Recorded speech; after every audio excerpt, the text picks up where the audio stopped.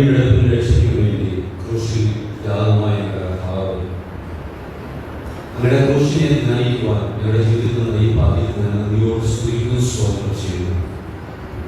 വചനത്തിന്റെ ആനന്ദങ്ങളിൽ നിൽക്കണമേ പ്രാർത്ഥിക്കുന്നു. അടിയുടെ ആനയെ കുറുകളിൽ കണക്കിടന്നു നിങ്ങളോട് കൃത്യമായി സംസാരിക്കണമെന്ന് പ്രാർത്ഥിക്കുന്നു. എന്റെ വായും വീണ്ടെടുക്കുവാനായി പോകും എന്റെ വായിലെ വാക്കുകൾ ഞങ്ങളോട് ഹൃദയത്തിലെത്താനും എനിക്ക് പ്രസാദമായിരിക്കുമാറാകണമേ. ആമേൻ. എല്ലാവർക്കും ദൈവത്തിന്റെ വിശ്വനാമം വാഴ്ത്തപ്പെടുന്നവരുടെ വീട്ടുപരിപാടികളുമായി നിൽക്കാൻ സഹായിച്ചു സ്തോത്രം ചെയ്തു. അതിനെ അവസരം ഒരുക്കുന്ന പ്രിയപ്പെട്ട കമ്മിറ്റിയോടുള്ള നന്ദിയെ അറിയിക്കുന്നു. ഏഴാമത്തെ ലൂക്കോസിന്റെ സുവിശേഷം 23-ാം അധ്യായം 46-ാമത്തെ വാക്യം. പിതാവേ, ഞാൻ എൻ്റെ ആത്മാവിനെ തൃക്കയിൽ ഏൽപ്പിക്കുന്നു എന്ന് നിലവിളിച്ചു പറഞ്ഞു. ഇത് പറഞ്ഞിട്ട് പ്രാണനെ വിട്ടു.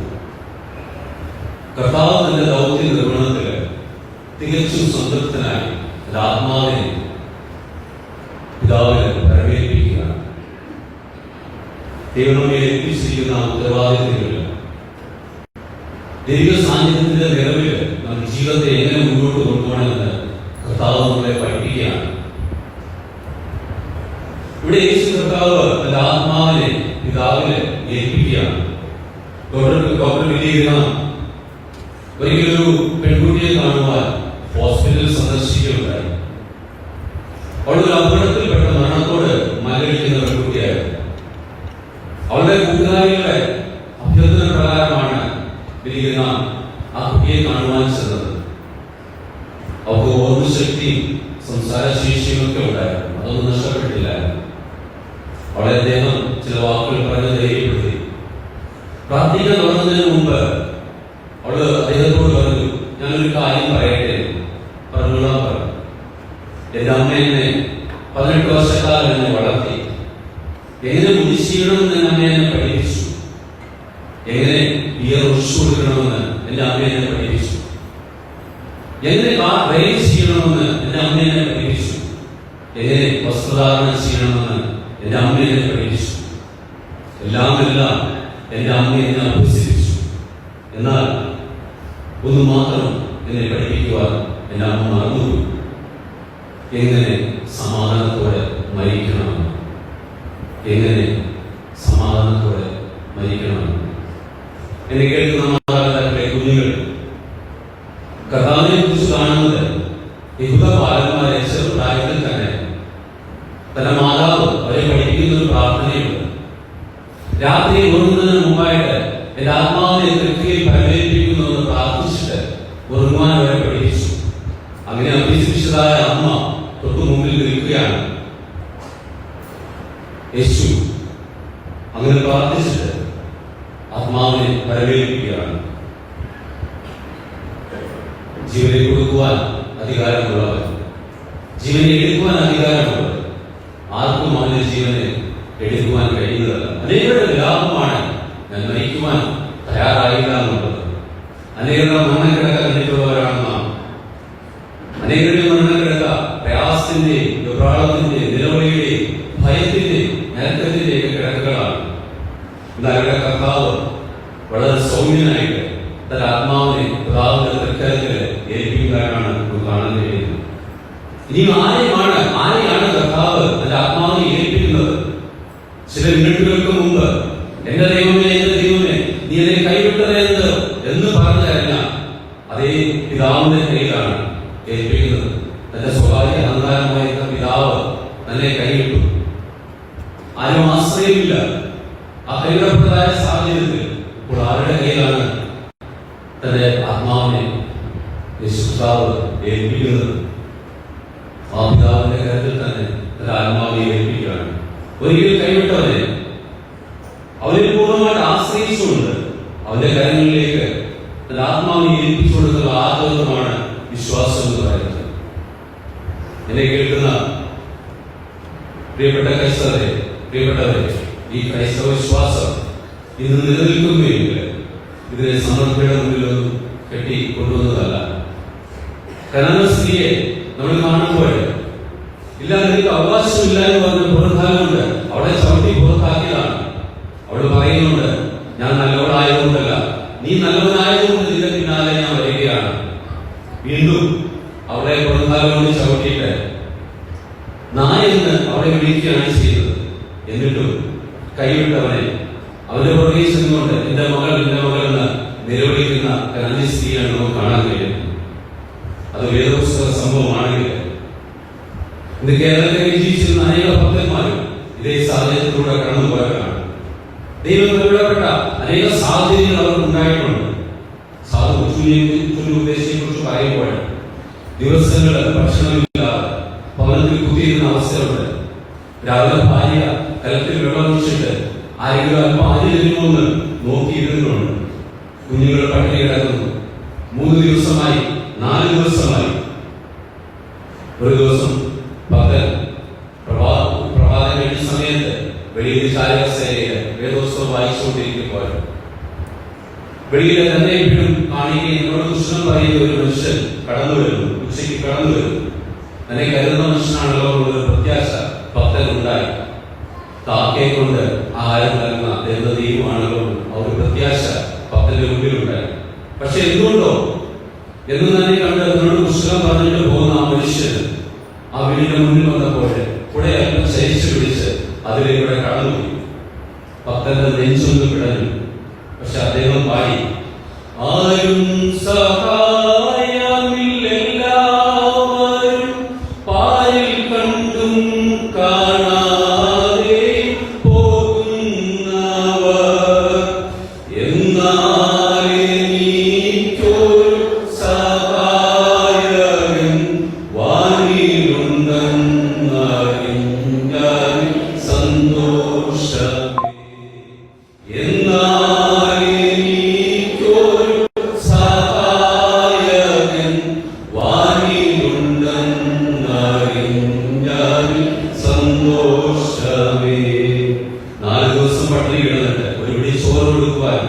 മനസ്സിലാതെ താൻ വിളിക്കുന്ന ദൈവത്തെ കുറിച്ച് പാടുകയാണ്. എന്നാൽ എനിക്കൊരു സഹായകൻ വാനിലുണ്ടെന്ന് അറിഞ്ഞതിൽ സന്തോഷമേ. ഇതാണ് വിശ്വാസം എന്ന് പറയുന്നത്. ഈ വിശ്വാസം എവിടെ നിന്ന് ലഭിച്ചതാണ്? കാൽവരിയുടെ ഉന്നതങ്ങളിൽ പിതാവ് കൈവിട്ടപ്പോൾ അവനെ തന്നെ ഏൽപ്പിച്ചു കൊടുക്കുന്നു. നിരാശയിലേക്ക് വഴി പോകുന്നതല്ല നമ്മുടെ കർത്താവ്. തന്റെ പിതാവിനെ ആശ്രയിച്ചുകൊണ്ട് പിതാവിന്റെ കയ്യില് ആത്മാവിനെ പരമേൽപ്പിച്ചു കൊടുക്കുകയാണ്. അനേകരുടെ ജീവിതത്തിൽ ദൈവം കൈവിട്ടുവെന്ന് തോന്നിയപ്പോൾ ദൈവത്തെ വേണ്ട, ലോകം വേണ്ട, ജീവിതത്തിൽ നാശത്തിലേക്ക് പോയ അനേകരുണ്ട്. ഇരുട്ടേറിയ ജീവിതത്തില്, എല്ലാം നഷ്ടപ്പെട്ട ജീവിതത്തില് ആത്മഹത്യയെ കുറിച്ച് ചിന്തിക്കാത്ത അനേകർ, എന്നാൽ ആത്മഹത്യയെ കുറിച്ച് ചിന്തിച്ച അനേകരുണ്ട്. പക്ഷേ വിശ്വാസം കർത്താവിലേക്ക് പകരുകയാണ്. ദൈവമേ, നീ എന്നെ കൈവിട്ടത് എന്ന് പറയുമ്പോൾ കർത്താവ് നല്ല മാതൃക നമുക്ക് കാണിച്ചു തരികയാണ്. കൈവിട്ടവന്റെ കയ്യിൽ തന്നെ തന്റെ ആത്മാവിനെ ഏൽപ്പിക്കുകയാണ്. സാധുവിന് ഉപദേശിയോ അദ്ദേഹത്തിന്റെ തലമുറയോ ദൈവം കൈവിട്ടില്ല നമുക്ക് ചരിത്രം കാണുന്നുണ്ട്. അനേക ഭക്തന്മാരുടെ ജീവിതം ആയിരുന്നുവെങ്കിൽ ശദ്രക്ക്, മേശക്ക്, അബേദ്നെഗോ പഴയ വിശ്വാസികൾ അവരെ തിരിച്ചുകൂടെ മുന്നിൽ കൊണ്ട് നിർത്തിയിട്ട് വേണ്ട ഉപേക്ഷിക്കുക എന്ന് അവരോട് പറയുന്നു. അവർ പറയുന്നുണ്ട്, ഞങ്ങളെ രക്ഷിച്ചാലെങ്കിലും ഞങ്ങളുടെ ദൈവത്തെ വിട്ടുമാറുകയില്ല. വേണമെങ്കിൽ തിരിച്ചുകൂടേക്ക് എടുക്കുവാൻ കഴിയുന്നതായ ദൈവം തിരിച്ചുകൂടേക്ക് എടുത്താതെ തിരിച്ചുകൂടെ മധ്യത്തിൽ ഇറങ്ങി വന്നു അവരോടൊപ്പം ആയിരിക്കുന്നതാണ്, അവരെ വിടുവിക്കുന്നതാണ് നമുക്ക് കാണാൻ കഴിയുന്നത്. നമ്മൾ അഭിമുഖീകരിക്കുന്ന ജീവിത പ്രശ്നത്തില്, നമ്മുടെ പ്രയാസങ്ങളിൽ, നമ്മുടെ പ്രശ്നങ്ങളിൽ നമുക്ക് ഈ വിശ്വാസം മുറുകെ പിടിക്കുവാൻ കഴിയും. 1940 ഏപ്രിൽ മാസം 8-ാം തീയതി നാസി പട്ടാളത്തിന്റെ ക്രൂരതയിൽ ഒരു യൗവനക്കാരൻ, ബോൺ ഹോഫർ എന്ന് പറയുന്ന യൗവനക്കാരൻ മരണത്തെ സ്വീകരിക്കാനായിട്ട് ഒരുങ്ങുകയാണ്. ഒരു ഞായറാഴ്ച ദിവസമാണ്. തന്റെ കൂടെ കടകളിലുള്ളവർക്ക് വേണ്ടി അദ്ദേഹം ഒരു ചെറിയ പ്രസംഗം നടത്തുകയാണ്. അവന്റെ അടിപ്പിടലാൽ നിങ്ങൾക്ക് സൗഖ്യം പ്രാപിച്ചു എന്നുള്ളതായിരുന്നു വിഷയം. തന്റെ പ്രസംഗം തീരുന്നതിന് മുമ്പേ രണ്ടുപേരും വന്നു, നിന്റെ സമയം കഴിഞ്ഞിരിക്കുന്നു എന്ന് പറഞ്ഞു. അദ്ദേഹം ആ യൗവനക്കാരൻ പറഞ്ഞു, കുലമരം എന്റെ ജീവിതത്തിന്റെ അവസാനമല്ല, എന്നെ സംബന്ധിച്ചിടത്തോളം ജീവിതത്തിന്റെ ആരംഭത്തിലേക്ക് ഞാൻ കടക്കുകയാണെന്ന് പറഞ്ഞു. കൈവിട്ടവനെ എന്നിട്ടും തള്ളി പറഞ്ഞില്ല. ദാവീദ് കരഞ്ഞു, എത്രത്തോളം ദൈവമേ, എത്രത്തോളം നീ എന്നെ മറന്നുകൊണ്ടിരിക്കും, എത്രത്തോളം നീ എന്നെ കൈവിട്ടുകൊണ്ടിരിക്കും. ഈ ദേവാലയത്തിനുള്ളിൽ കഴിയുന്ന അനേകരുണ്ട്, നിലവിളിക്കുന്ന അനേകരുണ്ട്. എത്രത്തോളം ദൈവമേ നീ എന്നെ ഉപേക്ഷിക്കും, എത്രത്തോളം എന്റെ തലമുറയെ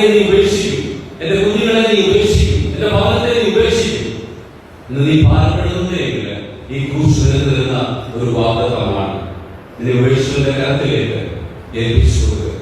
കർത്താവ് ഉറങ്ങിയതുപോലെ എന്നിട്ട് സുഖമായുള്ള ഈ ക്രൂശിൽ താങ്ങായി തീരണമെങ്കിൽ നിന്നെ കരുതുന്നവൻ, നിന്നെ കൃപയോട് ചേർത്ത് നിർത്തുന്നവൻ അവന്റെ കരത്തിലേക്ക് നീ ഏൽപ്പിച്ചു കൊടുക്കുക. അവർ നിന്നെ ഒരിക്കലും അനാഥനായി വിടുകയില്ല.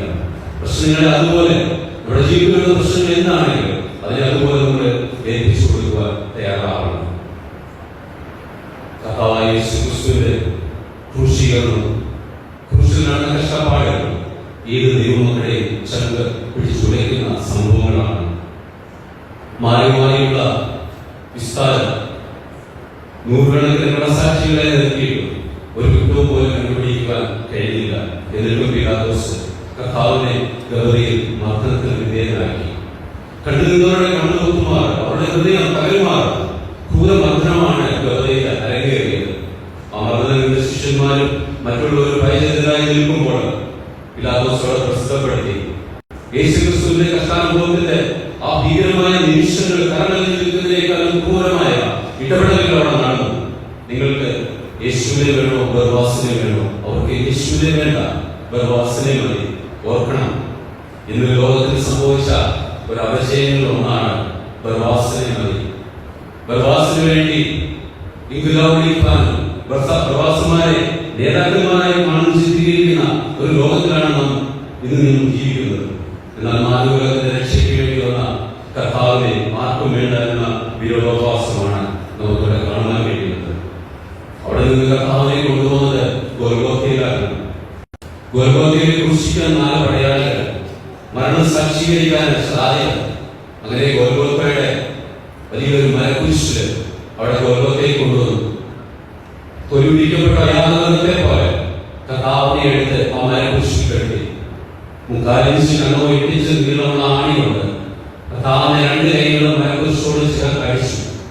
അതുപോലെ കാലിന് കാല് വെച്ച് കാലിന് ആണി അടച്ചു തറച്ചു. എന്നിട്ട് വടകെട്ടി ഈ കുരിശ് ഉയർത്തി.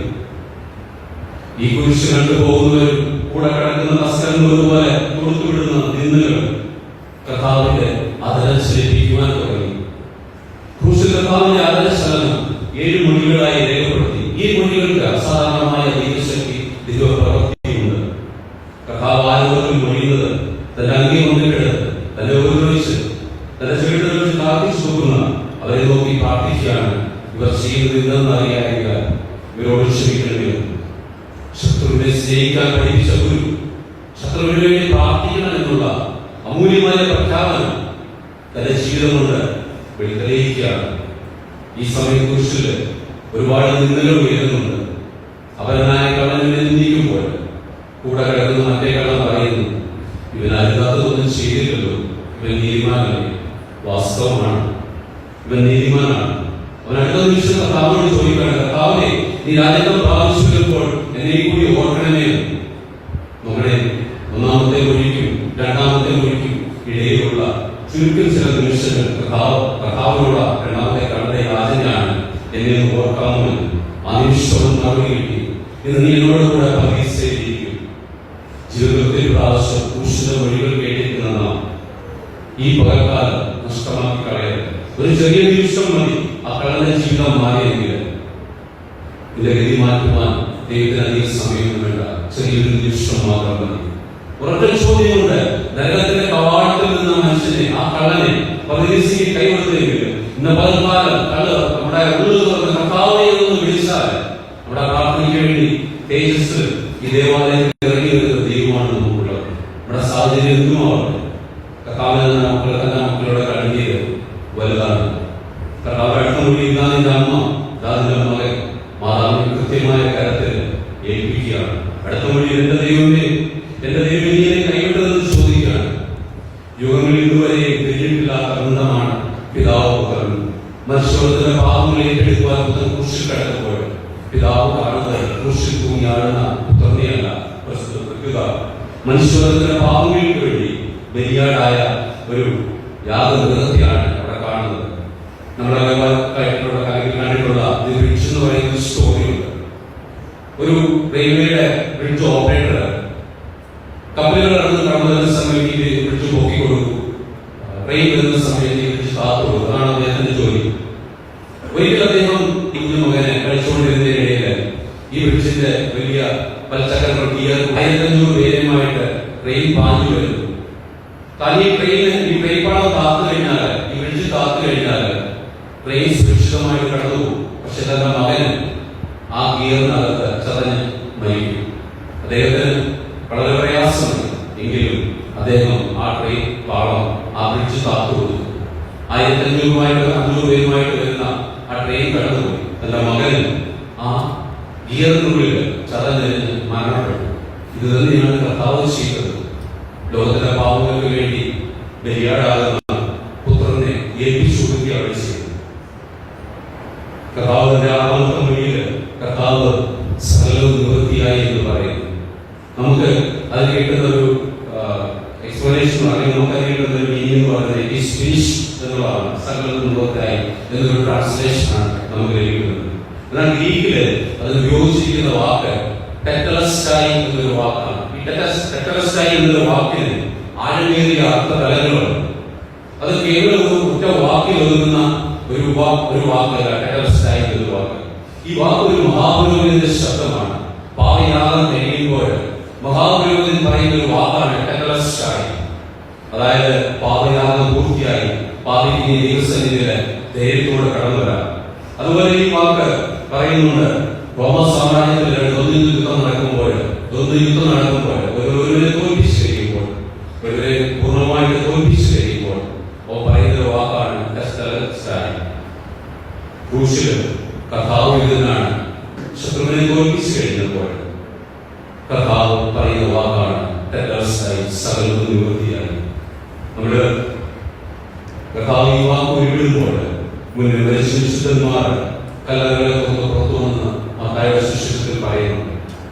7-ാമത്തെ മൊഴിയിൽ പിതാവിന്റെ ആത്മാവിനെ തൃക്കയിൽ പരിമേൽപ്പിക്കുന്നു എന്ന് പറഞ്ഞു പ്രാണനെ വിടുന്ന ദൈവത്തെയാണ് നമുക്ക് കാണാൻ കഴിയുന്നത്. വനാതിൽ നിന്ന് തോന്നിയപ്പോൾ നല്ല ദൗത്യം പൂർത്തീകരിച്ച് ക്രൂശിന്റെ വേദനയെ സഹിച്ച് നിങ്ങളുടെ പരിവാസികൾ സന്തോഷമായിട്ട് കണ്ടിട്ട് ഇപ്പോഴത്തെ ആത്മാവിനെ ഏൽപ്പിച്ചു കൊടുക്കണം. ഞാൻ നിന്റെ പുത്രൻ, നീ എന്റെ സ്വന്തം പിതാവ് എന്ന് പറഞ്ഞുകൊണ്ട് ഏൽപ്പിച്ചു കൊടുക്കുകയാണ്. വിശ്വാസ ജീവിതത്തിൽ നാം എത്ര നാളെ ക്രൂശിന്റെ ധ്യാനം കേൾക്കുന്നു. അതെ, കൈവിട്ടുവെന്ന് നമുക്ക് തോന്നുന്നുണ്ടോ, തള്ളപ്പെട്ടുവെന്ന് നമുക്ക് തോന്നുന്നുണ്ടെങ്കിൽ, ഏകാന്തത നമ്മൾ അനുഭവപ്പെടുന്നുണ്ടെങ്കിൽ നമുക്ക് ദൈവം വാഗ്ദാനം ചെയ്യുകയാണ്, നിരാശപ്പെടേണ്ട, ഞാൻ കൈവിടപ്പെട്ടവനായിരുന്നു, കൈവിടപ്പെട്ട പിതാവിന്റെ കരുത്ത് ഞാൻ എന്നെ ഏൽപ്പിച്ചു, അതുകൊണ്ട് 3-ാം നാൾ ഞാൻ ഉയർത്തെഴുന്നേൽക്കും.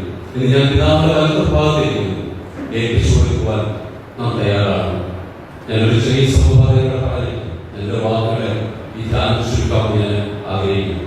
ഷാർലറ്റ് എന്ന് പറയുന്ന യൗവനക്കാരി ഇംഗ്ലണ്ടിലെ ഒരു അനുദിനമായ കൺവെൻഷനിൽ അവിടെ പാടുകയുണ്ടായി. അവിടെ വലിയ പാട്ടുകാരിയാണ്, അറിയപ്പെടുന്ന പാട്ടുകാരിയായിരുന്നു. കൺവെൻഷൻ പ്രസംഗിച്ചത് ഡോക്ടർ മിലാൻ എന്ന് പറയുന്ന ഒരു സുവിശേഷകനായിരുന്നു. അദ്ദേഹം ഈ പ്രസംഗവും പാട്ടുമൊക്കെ കഴിഞ്ഞ ശേഷം ആ ഷാർലറ്റിനെ വിളിച്ചിട്ട് അവരോട് ചോദിച്ചു, മോളെ, are you born again? നീ വീണ്ടും ജനിച്ചവളാണ്. Would you sing for Jesus? നീ യേശുവിന് വേണ്ടി പാടുന്നു. അവൾക്ക് വളരെ കോപം വന്നു. പ്രൊഫഷണൽ സിംഗർ ആയിരുന്ന അവളെ എന്നെ അപമാനിച്ചതായിട്ട് അവൾക്ക് തോന്നി. അവൾ വളരെ ദേഷ്യത്തോടെ വീട്ടിലേക്ക് കടന്നുപോയി. അവൾക്ക് ഏകദേശം 30 വയസ്സ് കഴിഞ്ഞപ്പോൾ ഒരു മാരകമായ രോഗമൊക്കെ പിടികൂടുകയാണ്. ഈ ഡോക്ടർ മിലാൻ ഇതറിഞ്ഞിട്ട് അവളുടെ അടുത്ത് നിന്ന് ഭവനത്തിൽ ചെന്ന് അവ പേടി പ്രാർത്ഥിക്കുകയാണ്. ജീവിതത്തിൽ ആശംസപ്പെട്ട് നിരാശയുടെ അനുഭവത്തിലൂടെ കടന്നു വന്ന ആ പെൺകുട്ടിയോട് ഡോക്ടർ മിലാൻ ചോദിച്ചു, നിനക്ക് വേണ്ടി കാൽവയുടെ ഉന്നതങ്ങളിൽ തകർക്കപ്പെട്ട ഒരു കുഞ്ഞാൾ അവന്റെ കരങ്ങളിലേക്ക് നിന്നെ സമർപ്പിക്കുവാൻ നീ തയ്യാറാണോ എന്ന് ചോദിച്ചു. നിന്റെ ജീവിതത്തെ അവൻ മാറ്റി മറിക്കുമെന്ന് പറഞ്ഞു. അവളുടെ ജീവിതത്തെ കർത്താവിന് വേണ്ടി ഏൽപ്പിച്ചു.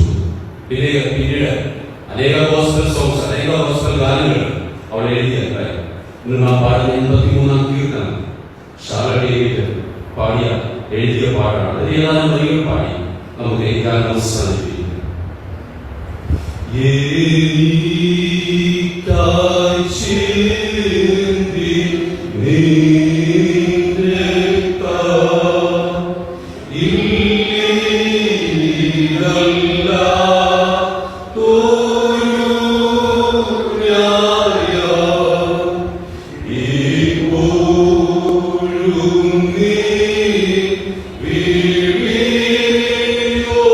Oh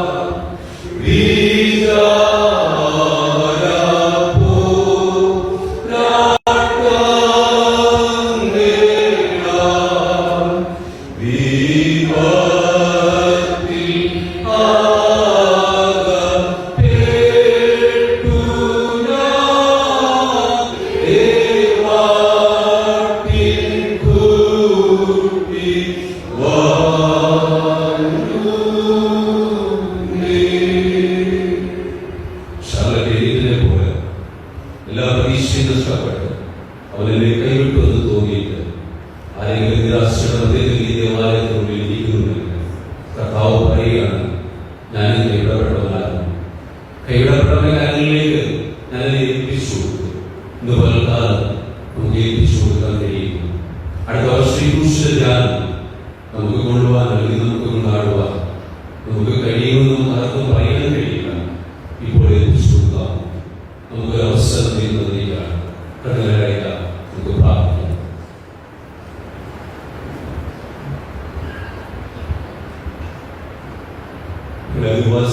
സ്നേഹിക്കുന്നതിനുള്ള ഈ മനോഹരമായ ദിവസത്തിൽ ഞാൻ നന്ദിയോട് സ്തോത്രിച്ചു.